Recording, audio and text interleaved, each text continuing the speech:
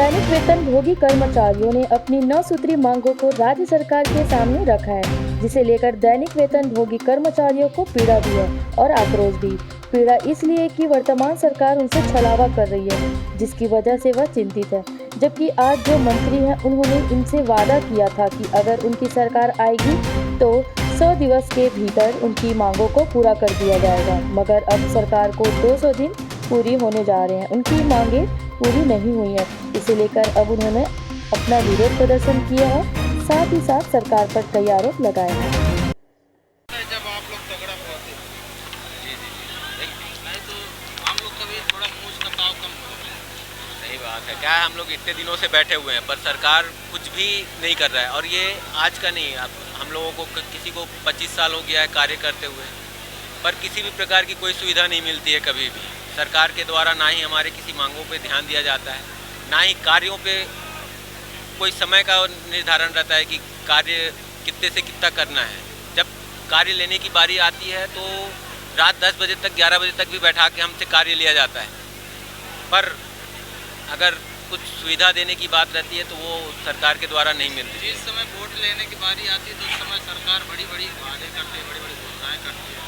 तो क्या आप लोग उसके घोषणा और वादे में बह जाते हैं? क्या विवाद में इस प्रकार का भोगी बन जाते हैं? हाँ, यही होता है हर बार, छलावा में हम लोग फंस जाते हैं। लास्ट टाइम भी सरकार हमारे धरना स्थल पर आई थी और सरकार पे नहीं थे वो लोग, पर आकर के कह के गए थे कि हमारे घोषणा पत्र में शामिल करेंगे और आप लोगों का नियमितीकरण किया जाएगा।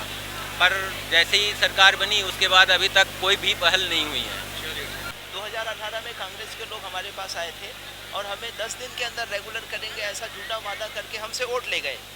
अब उसके बाद बीजेपी के लोग आए, देख लीजिए मेरे हाथ में फ़ोटो भी है इनका। इन लोग भी वादा किए कि 100 दिन के अंदर हम कमेटी का गठन करेंगे और आपकी समस्याओं का समाधान करेंगे। अब 100 दिन से ज़्यादा हो चुके हैं, अभी भी हमारी समस्याएं यथावत बनी हुई हैं। इसलिए प्लीज़ मोदी की गारंटी को पूरा कीजिए। लो आप लोग आए, आप लोग रक्षाबंधन में घर नहीं गए, अपनी मांगों को लेकर यहाँ पे बैठे हुए थे, भाई से एकदम दूर यहाँ पे बैठे हुए अपनी मांगों को लेकर। क्या बोलना चाहेंगे? आपकी सरकार इस प्रकार के परिवार को दूर करा रही है, आप लोगों को मांग पूरी नहीं कर पा रही, कितना परेशान है सरकार को, क्या बोलना चाहेंगे?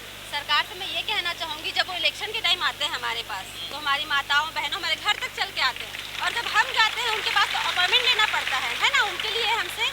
आप देख लीजिए वहाँ एक बार वहाँ की भी आप फुटेज ले लीजिएगा, टॉयलेट में मतलब पैर रखने के भी वहाँ पर वो नहीं है, कि इतना सुविधा नहीं है, इतना गंदा है, पानी नहीं, दरवाजे नहीं, इतने सारे रेप कांड हो रहे हैं।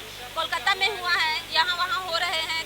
तो सरकार को थोड़ा सा भी ये नहीं है अंदाजा कि हम लोग यहाँ से तूता में आते हैं, है ना बस की सुविधा ढंग से है, ना ऑटो की सुविधा, हम लोग वहाँ से कैसे आएंगे? सुनसान रोड है।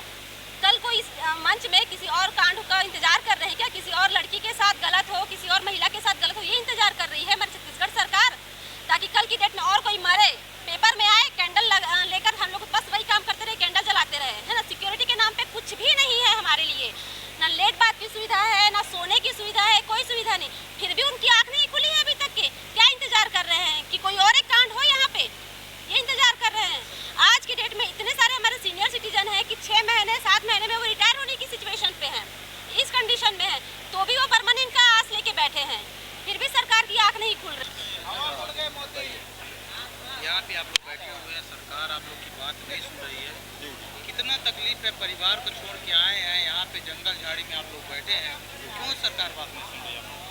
अब देखिए, शासन तक हमारे बात को पहुंचाने की कोशिश कर रहे हैं आप लोगों के माध्यम से, और हमारे पदाधिकारी जो हैं वो भी जा रहे हैं ज्ञापन सौंपने के लिए मंत्री के पास, विभागीय अधिकारी कर्मचारी के पास, लेकिन अभी तक के कोई आश्वासन हम लोगों को नहीं मिल रहा है। और जब तक आश्वासन लिखित में नहीं देंगे तब तक हमारा ये धरना प्रदर्शन जारी रहेगा, और आगे की रणनीति जो हमारे पदाधिकारी लोग बताएंगे प्रदेश स्तर के, उसके हिसाब से हम लोग आगे की रणनीति में मंजूर है और करेंगे। ठीक।